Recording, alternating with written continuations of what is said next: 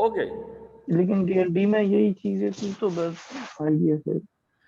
So we have been discussing that जो propositions हैं उनको हम सेट से रिप्रेजेंट कर सकते हैं, और वहाँ पे डिफरेंट ऑपरेशंस जो होंगे, नॉट, एंड, और नॉट जो है वो कॉम्प्लीमेंट की तरह है, एंड जो है वो इंटरसेक्शन की तरह है, और जो है वो यूनियन की तरह है। जी बिल्कुल ऐसे ही है। ऑब्जर्वेशन जो थी वो बिल्कुल ठीक थी। आगे चलते हैं अब। सो नेक्स्ट जो हमारी जो स्टेटमेंट हमने पढ़नी है वो है by conditional statement. By conditional के अंदर दोनों का ट्रू या दोनों का ही फॉल्स होना ज़रूरी होता है। अगर दोनों में से एक ट्रू या एक फॉल्स है तो ये बात गलत हो जाएगी। इसको बाई कंडीशनल कहते हैं। इसको डबल एरो से रिप्रेजेंट करते हैं।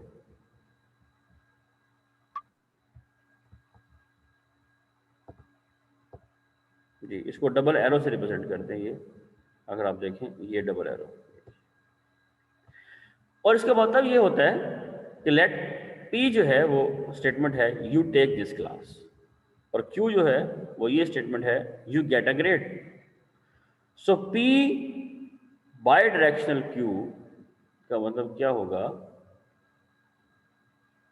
इसका मतलब होगा यू टेक दिस दोनों क्लास ट्रू होना चाहिए या दोनों। If and only if you get a grade. तो आप इस बाई डायरेक्शनल को actually if and only if statement भी कह सकते हैं, और इसकी जगह पे आप इफ में हम सिंगल एफ की जगह पर डबल एफ भी लिखते हैं, इफ एंड ओनली इफ, ये इसका मतलब होता है। तो इसको हम पढ़ेंगे P if and only if Q. सही है, ठीक है ना? और इसका मतलब क्या होता है? You take this class if and only if you get a grade. यानी आपने अगर क्लास ली तो ग्रेड मिलेगा, या अगर आपको ग्रेड मिला है तो इसका मतलब है कि आपने क्लास ली है। यानी कि alternatively it means if you take this class then you get a grade, and if you get a grade then you took this class. तो आपने क्लास ली है। दोनों बातें, वाइस वर्सा, दोनों का ट्रू होना जरूरी है। अब हम आते हैं अपने टेबल की तरफ आते हैं और देखते हैं कि यहाँ पे कैसे इसको हम बिल्ड करते हैं, कंस्ट्रक्ट कैसे करते हैं टेबल को। जी,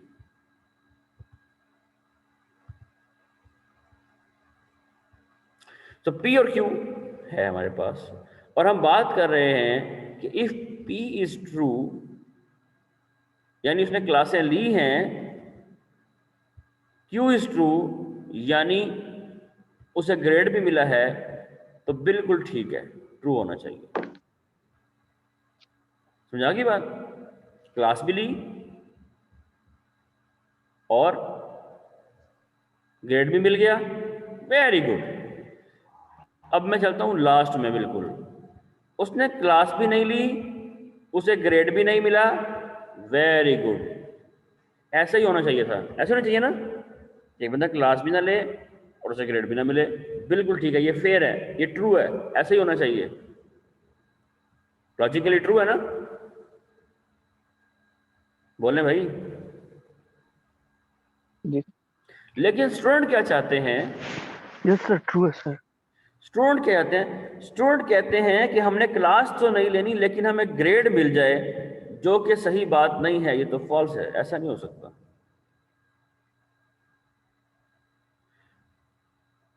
और स्टूडेंट समझते क्या है कि हमने क्लासें ली फिर भी हमें फेल कर दिया, ये बात गलत है, ऐसा नहीं होना चाहिए, ज्यादती हुई है हमारे साथ। क्यों जी? समझा रही है बात? तो लॉजिकली देखा जाए तो जब दोनों काम होंगे या दोनों ही काम ना हो तो तब ठीक होगा। अगर दोनों में से एक काम हुआ और दूसरा नहीं हुआ तो फिर ये गलत हुआ, ये यहां पे ज्यादती हो रही है किसी एक के साथ। समझा रही है बात? ये फॉल्स है, ऐसा नहीं होना चाहिए था। ये जो स्टेटमेंट है फिर फॉल्स हो गई। जो बात या वादा किया गया वो पूरा नहीं हो रहा। ये कहा गया था if you take class then you will get a grade, ये कहा गया था। क्योंकि जो P if and only if Q का मतलब यही था, ये यहां लिखा हुआ है, you take this class then you get a grade. ये वादा था,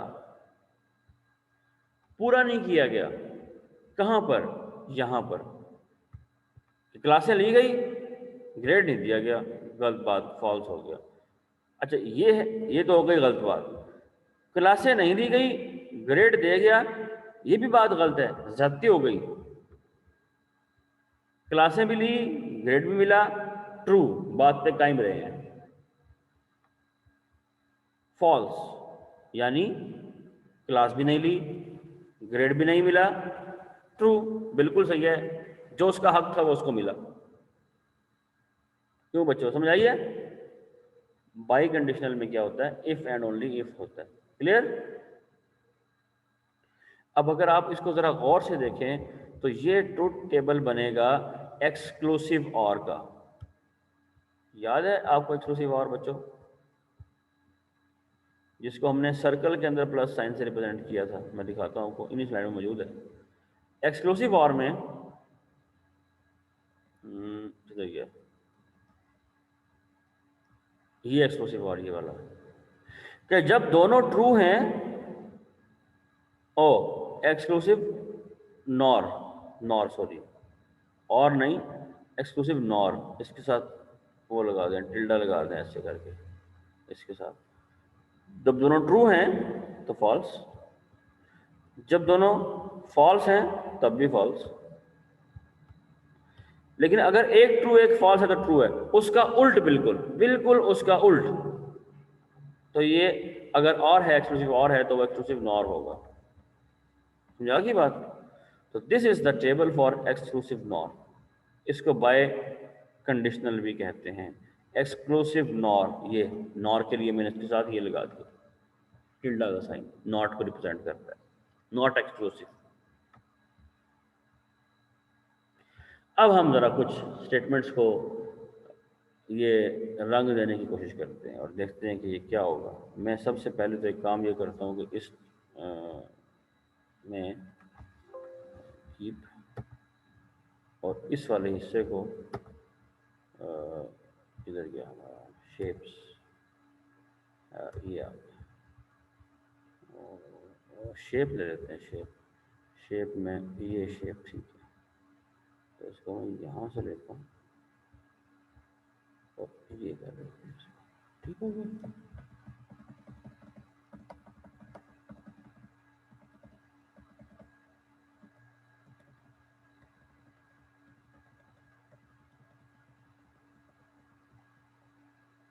अब ठीक है, चलो चलें इसको ऐसे रहने देते हैं। बताएं जी, कहता है P है, it is below freezing, it is below freezing यानी कि फ्रीजिंग पॉइंट से कम टेम्परेचर है। इट इज स्नोइंग, बर्फबारी हो रही है। सो वो कहता है it is below, sorry below नहीं है, it is below freezing and it is snowing. इसे कैसे लिखेंगे क्यों बच्चों? ये क्या है? चलो ये मैं आपको बताता हूँ ये क्या है। यह है P एंड Q। क्या है? P and Q। ये देखें P and Q, P and Q है ना। पहली statement it is below freezing and it is snowing, नजर आ रहा है लिखा हुआ है एंड, तो हम कहेंगे P and Q। It is below freezing but not snowing. हाँ, फ्रीजिंग के नीचे चला गया है, बिलो फ्रीजिंग नॉट स्नोइंग। हाँ, फ्रीजिंग पॉइंट के नीचे चला गया लेकिन बर्फबारी नहीं हो रही। फॉल्स है सर। फॉल्स तो है। ये स्टेटमेंट का नाम क्या होगा? जिस तरह ये लिखी है स्टेटमेंट, ऐसे बताओ लिख के कि ये क्या होगी।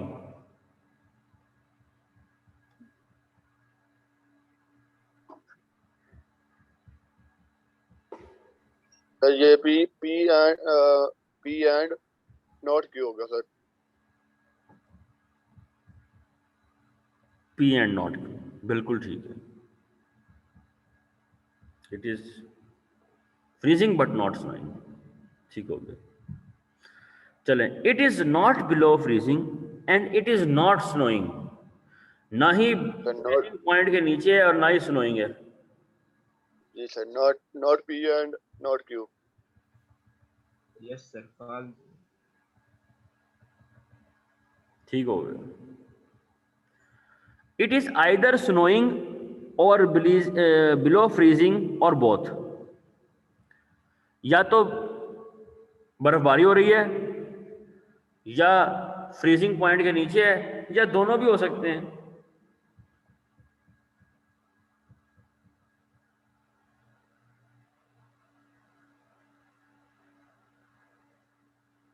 सर पी एंड क्यू ही होगा सर। ये स्टेटमेंट ट्रू होगी, जरा गौर से देखें, ये स्टेटमेंट ट्रू होगी अगर स्नो हो रही है और फ्रीजिंग पॉइंट के नीचे नहीं है। ट्रू होगी कि नहीं होगी ये बताओ।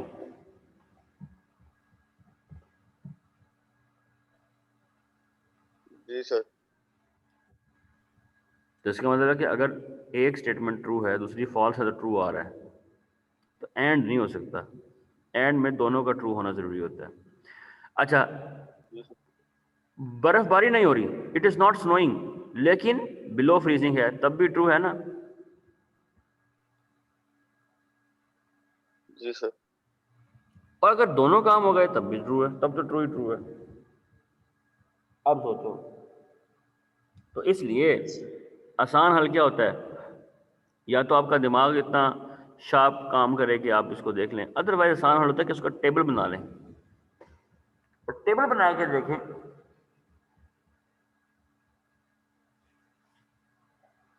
कि दोनों स्टेटमेंट्स में क्या रिलेशन है। अब दिमाग वाला जो काम है वो तो आप कर ही सकते हैं, लेकिन टेबल वाला काम मैं वो करके दिखाता हूँ यहाँ। तो मैं कहता हूँ कि ये पी है स्टेटमेंट, ये क्यू है, हमें पता है हमारे पास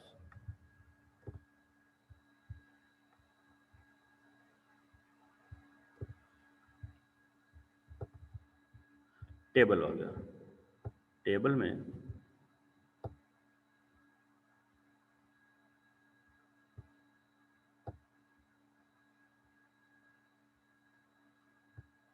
चलिए मैं लाइंस नहीं लगाता, ठीक है, लाइन से काम खराब हो जाएगा ज़्यादा, इसलिए हम लाइंस नहीं लगाते ही नहीं। चलो, P Q, false, true, false, true, false, false, true, true. ठीक है, और हम क्या कह रहे हैं,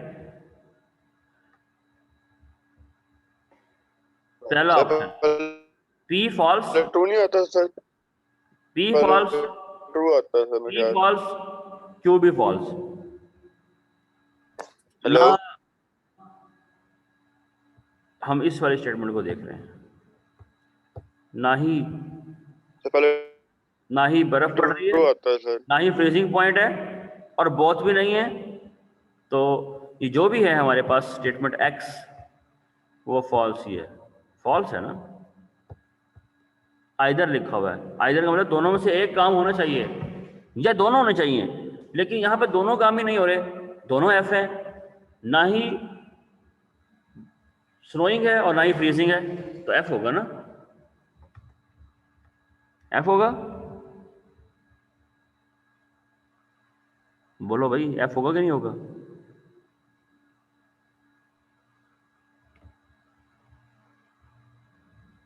होगा सर, जी होगा कि दोनों होगा। फॉल्स है तो। देखिए ना, उसने कहा इट इज आइदर, आइदर का मतलब है या तो, इसको अगर उर्दू में तर्जमा करें इसका, अगर इसका तर्जमा बनता है या तो बर्फ पड़ रही है या बिलो या फ्रीजिंग पॉइंट के नीचे है, या दोनों काम हो रहे हैं। लेकिन यहाँ पर तो दोनों ही नहीं हो रहे, तो फॉल्स हो गया। ना बर्फ पड़ रही है ना फ्रीजिंग पॉइंट के नीचे है, दोनों में से कोई भी नहीं हो रहा, तो फॉल्स हो गया। अच्छा, अब आगे चलते हैं। P फॉल्स है, Q ट्रू है, यानी कि इट इज स्नोइंग, तो ये ट्रू हो गया, क्योंकि इट इज आइदर स्नोइंग और बिलो फ्रीजिंग। तो आइदर स्नोइंग तो हो गया, फ्रीजिंग पॉइंट के नीचे नहीं गया, लेकिन वो हो गया, तो ये ट्रू हो गया। ओके, P ट्रू है, यानी कि it is below freezing point. बर्फबारी तो नहीं हो रही, लेकिन बिलो फ्रीजिंग पॉइंट हो गया, ट्रू। और बोथ, दोनों ट्रू हैं, ट्रू। तो ये जो ट्रूथ टेबल है, ये किसका है? ये कॉलम किसको रिप्रेजेंट कर रहा है? जब तक दोनों फॉल्स ना हो, ये फॉल्स नहीं होगा। अगर एक भी ट्रू है तो ये ट्रू होगा। ये किसका टेबल है? और का टेबल है। तो देखा, टेबल बना के कितनी आसानी से पता चल गया हमें। ऐसी है ना? जी सर। तो जो P और Q हो जाएगा। ये P और Q है। ये क्या है? ये है P और Q। P और Q, ठीक हो गया? P और Q है। If it is below freezing point, अगली statement, it is also snowing, कि अगर फ्रीजिंग पॉइंट के नीचे है तो फिर स्नोइंग भी है। बताओ, एक तो नजर आ गया कि इसमें इफ है, तो इफ आ गया, ये तो ये कंडीशनल है। अब या तो ये कंडीशनल है या बाई कंडीशनल है, ऐसी है ना? क्यों ऐसी है? ऐसी है ना? Yes sir. लेकिन क्या स्टेटमेंट में ये कहा गया है? देखिए, इफ एंड ओनली इफ को अगर आपने समझना हो तो इस स्लाइड पे आ जाए। उसमें स्टेटमेंट किस तरह की होती है? If you take this class then you get a grade, and if you get a grade then you take this class. या लिखा होगा you take this class if and only if, वहां तो नाम ही आ गया ना, if and only if you get a grade. तो या तो बात इस तरीके से लिखी होगी या इस तरीके से लिखी होगी, तभी वो इफ एंड ओनली इफ बन सकता है। अदरवाइज वो सिंपल इफ ही होगा। If it is below freezing it is also snowing. अगर वो फ्रीजिंग पॉइंट के नीचे है तो फिर बर्फबारी भी हो रही है। क्यों भाई, समझ आ रही है बात? जी तो सर। अगर बिलो फ्रीजिंग नहीं होगा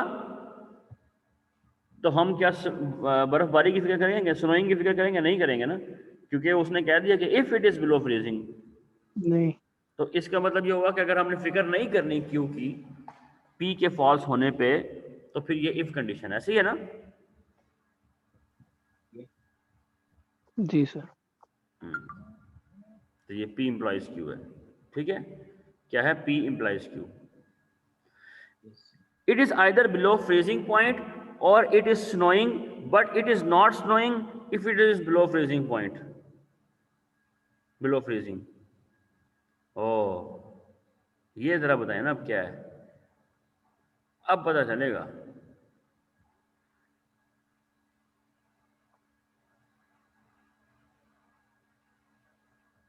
हमें क्या अगर करना बिलो फ्रीजिंग होगा हमें क्या और करना होगा? हमें क्या स्नोइंग करना भी होगा? होगा, हमारे लिए आसान रास्ता क्या है? आसान रास्ता हमारे लिए है टेबल बना के। टेबल सर, कि टेबल। टेबल बना लो। तो बना लेते हैं टेबल। टेबल बनाते हैं। ये हम कहते हैं स्टेटमेंट वाई है, जो हमें पता नहीं है क्या है। तो कहते हैं इट, तो हम इस स्टेटमेंट की बात कर रहे हैं। It is either below freezing point, या तो फ्रीजिंग पॉइंट के नीचे है, और इट इज स्नोइंग, या तो फिर क्या हो रहा है? बर्फबारी हो रही है। लेकिन इट इज नॉट स्नोइंग, बर्फबारी नहीं हो रही if it is below freezing point, अगर वो फ्रीजिंग पॉइंट के नीचे है। अब जरा आ जाए यहाँ पे, तो कहता है P फॉल्स, Q फॉल्स। ना ही बर्फबारी हो रही है और ना ही फ्रीजिंग पॉइंट के नीचे है। freezing। ओवरऑल क्या आएगा? ट्रू आएगा। देखें ये ट्रू हो जाता अगर फ्रीजिंग होता इसकी वजह से, है ना। और अगर बर्फबारी होती तब भी ये ट्रू हो जाता इसकी वजह से। और अगर आपका फ्रीजिंग पॉइंट के नीचे है और बर्फबारी नहीं हो रही तब इस पूरी स्टेटमेंट की वजह से वो ट्रू हो जाता। अब मसला ये है कि यहाँ पे दोनों काम नहीं हो रहे तो ये फॉल्स ही है। अब इधर आ जाओ दूसरी पे। इफ पी का मतलब क्या है? पी का मतलब है below freezing point. Below freezing point नहीं है, एफ जो है वो फॉल्स है, यानी कि पी जो है वो फॉल्स है। स्नोइंग है, स्नोइंग ट्रू है। अगर आप देखें तो it is either below freezing point और इट इज स्नोइंग। स्नोइंग है तो ट्रू।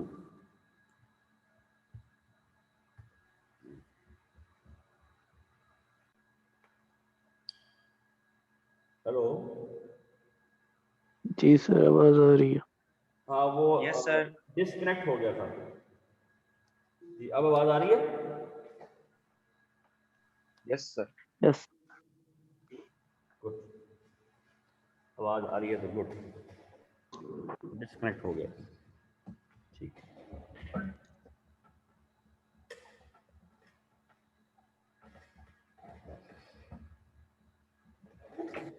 ओके,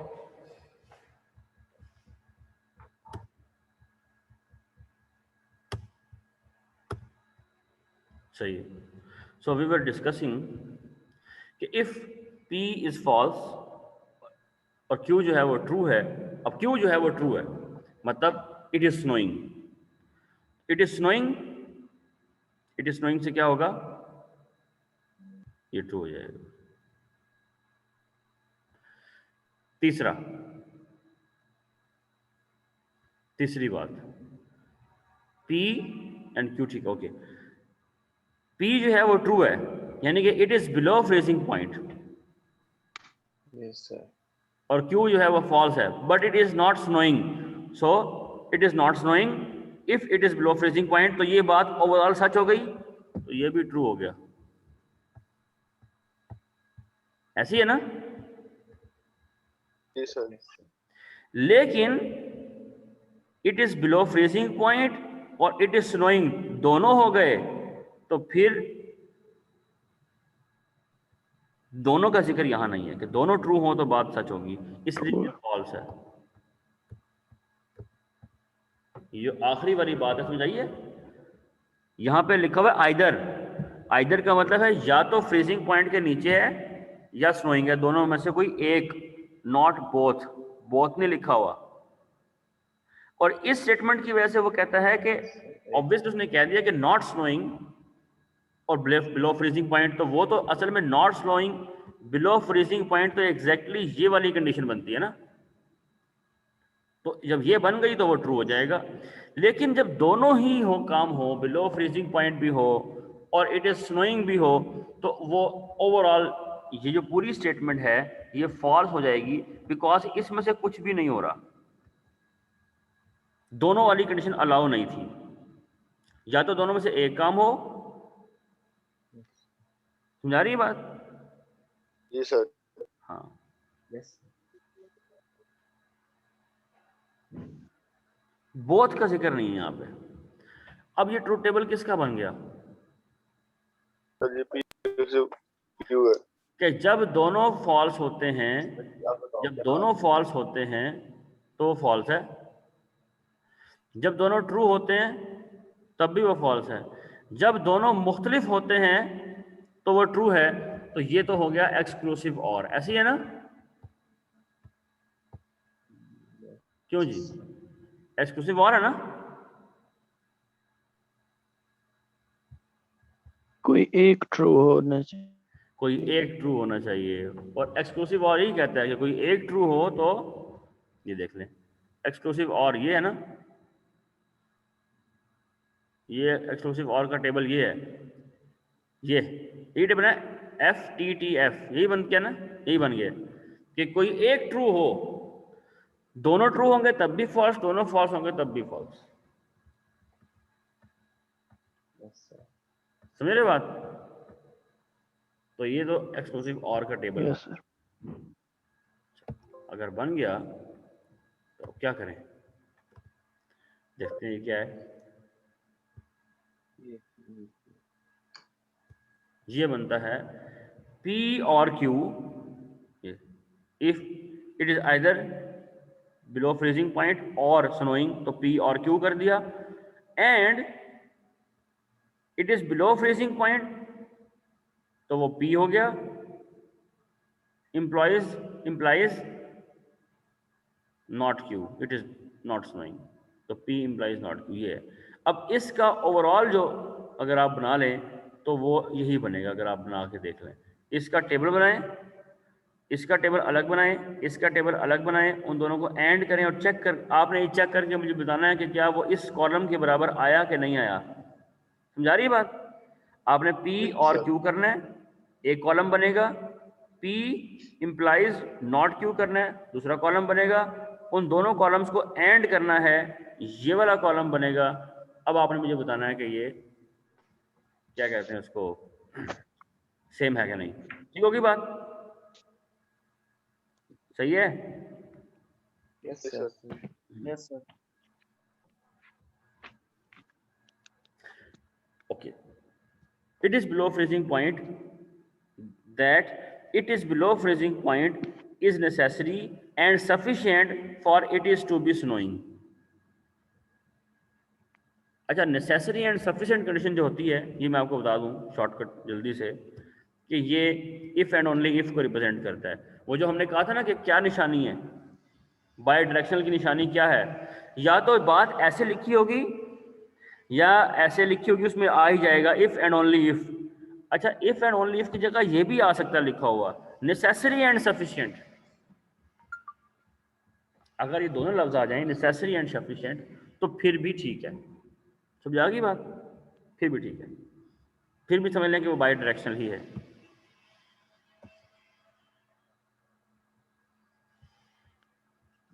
आगे चलते हैं, ट्रांसलेटिंग इनटू इंग्लिश।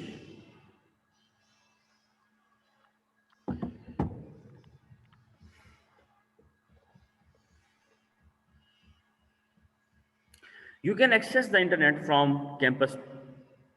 ये आपकी स्टेटमेंट पी है, आगे से पी लिखा हुआ इसलिए कि बता रहा है कि ये स्टेटमेंट पी है, ये प्रोपोजिशन पी है। You can access the internet from campus, campus से आप इंटरनेट एक्सेस कर सकते हैं, ये बात हो गई P. If and only, sorry, only if you are CS major, ये दूसरी स्टेटमेंट थी, इसका नाम उसने CS रख दिया कि CS मेजर है, यू आर CS मेजर, और you are not a freshman, और आप फ्रेशमैन नहीं हैं, F। इस बात को मैथमेटिकल लिखने का तरीकाकार क्या है? एक तो बात यह है कि ओवरऑल ये एक इफ कंडीशन है, तो वो कहता है आप इंटरनेट एक्सेस कर सकते हैं इफ, तो ये हो गया P इंप्लाइज, यानी कि इफ P देन, ठीक है, you can access internet only if this is happens. तो फिर उसके लिए हमने कहा कि इफ P, अब जो ये आगे है वो इस सारे से बनेगा, यहां से लेके यहां तक जो है वो इससे बनेगा। कैसे बनेगा? You are a CS major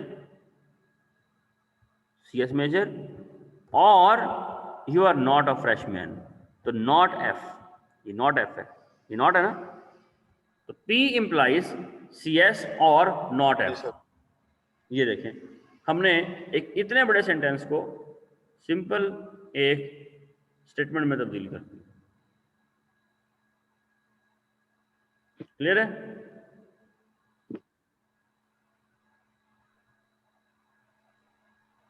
ऐसे आपको इंग्लिश के सेंटेंस मिलेंगे और आपने उनको ऐसे कन्वर्ट करना होगा।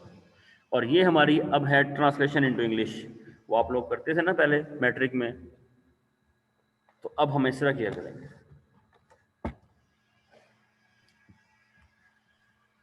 प्रेसिडेंस लिखी थी वो ट्रू है। जी, क्या कह रहे हैं? थी ना, PRQ एंड P वो ट्रू है, जो आपने लिखा था वही आया, F double T not O F, तो उसने कहा यू आर नॉट अ मतलब फ्रेशमैन। नहीं सर, वो पिछली वाली की बात कर रहा हूँ, जो आपने कहा कि आप चेक करके फिर मुझे बताए, तो वो वाली। ये क्या है? हाँ ये वाला सर, हाँ, यही ट्रू है, एफ डबल टी एफ। मतलब सेम आ रहा है ना? Yes, sir. जी सर। Same. तो यही मैंने कहा था। तो देखें उसने इसको ऐसे करके लिखा, मतलब उसने इसका लफ्जी तर्जुमा कर दिया। असल में ये लफ्जी तर्जुमा है, और हमने जब टेबल से बना के किया तो हमें अच्छा एक कॉम्पैक्ट फॉर्म में मिला, इतनी लंबी बात करने की जरूरत नहीं पड़ी, हमने उसको और अच्छे तरीके से रिप्रेजेंट कर लिया। तो इससे पता चला कि एक स्टेटमेंट को रिप्रेजेंट करने के लिए हो सकता है कि आप ठीक। एक से ज़ायद जो है वो लॉजिकल स्टेटमेंट्स बना लें, पॉसिबल है। ठीक है, चलो गुड। तो आई थिंक यहाँ स्टॉप करें, और प्रेसिडेंस जो है उसको हम बाद में यस देखें। सर, काफी। ठीक है, क्या ख्याल है? क्या ख्याल है भाई? ठीक है ना? Okay, sir. चलो, ओके ओके, थैंक यू, अल्लाह हाफिज। अब लैब में मिलेंगे, Yes, sir. 1 बजे लैब में मिलेंगे, ठीक है?